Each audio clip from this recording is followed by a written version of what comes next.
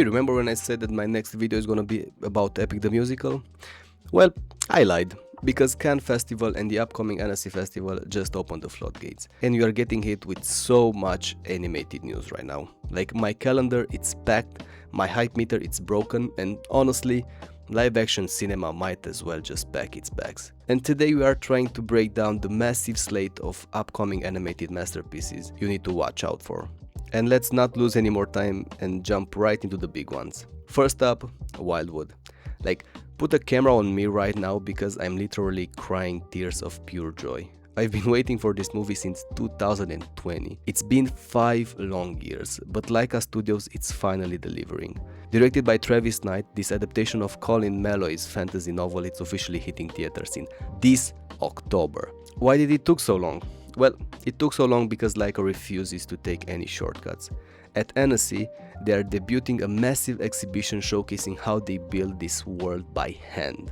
And fun fact, they build a puppet for a character called the General, voiced by Angela Bassett, that stands nearly 3 feet tall with a 5.3 foot wingspan. Now, that is one of the largest stop motion puppets ever created. And in an era where big studio just press the render button on an algorithm, Laika it's out here carving feathers out of wood.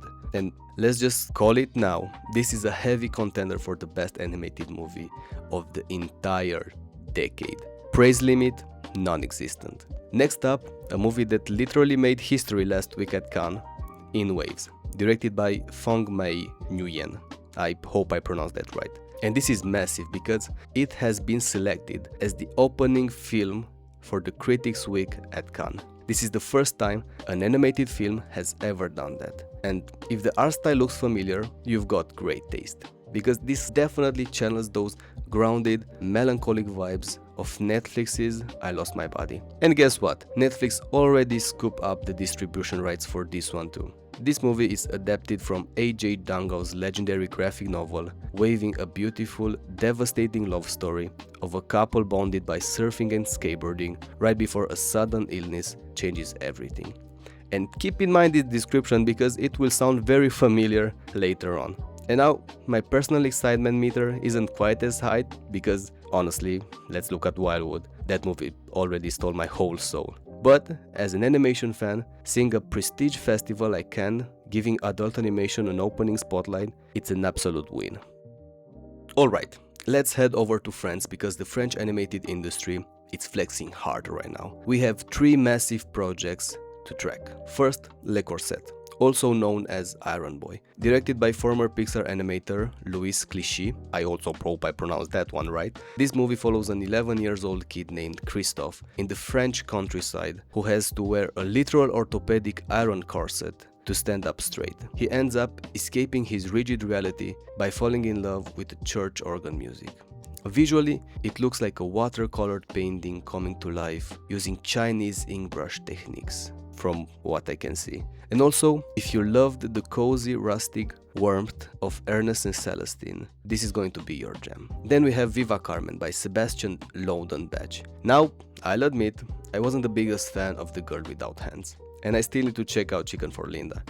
But Viva Carmen looks exactly like the full potential of Laudenbach's style. It reimagines the classic opera Carmen through the eyes of a Sevilla street urchins. Stylistically, it's dazzling. It plays with incredibly sharp shadows and vibrant, fluid 2D line work. And if you look closely at the character design, Carmen is the only character in the entire movie drawn with pupils in her eyes. Talk about visual storytelling. And rounding up our French trio, it's Lucky Lost by Oliver Clerc. This adaptation of Miguel Morpurgo's Listen to the Moon took nearly a decade to make it to the screen. It follows a mysterious silent girl found on an uninhabited island during World War I. While the traditional family adventure look didn't instantly grab my eyes like the others, Xilum Studios has a phenomenal track record.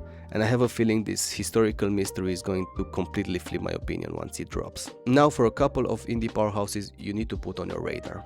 First up, Soulless. This is an independent project spearheaded by Wojtek Hus. I fully destroyed the name, but this guy, it's a genius concept designer who worked on Love, Dead and Robots. If you see a single frame of this animation and don't immediately get curious, I don't know what to tell you. It's gorgeous sci-fi fantasy exploring grief and animal companionship. Best of all, Fuss explicitly stated that the team is making this entirely by hand with zero AI, and it's this pure, unfiltered human talent that deserves every bit of the spotlight. Then we have Tangles. And no, Disney fans, this is not a sequel to Rapunzel swinging her hair around. This is directed by Leigh Nelson and co-produced by Seth Rogen, and it's an adult animated adaptation of Sarah Leavitt's graphic memories about her family dealing with Alzheimer's disease. It just premiered at Cannes and received a massive 7-minute standing ovation. The film uses animation to brilliantly visualize the mental landscape of memory loss,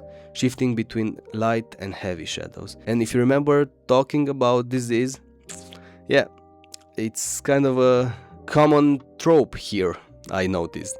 But prepare yourself, guys, because we are going to cry our absolute eyes out to this masterpiece and to In Waves also. Okay, enough diseases, let's weird it up a bit. Gym queens and fitness buffs, brace yourself. There's a wild new movie called Gym Queen and the Quest for Chloroqueer. I will not try again. Made by the edgy French studio Bobby Pills. And the plot? Well, a mysterious virus called heterosis sweeps through the Parisian gay scene and turns gay men straight.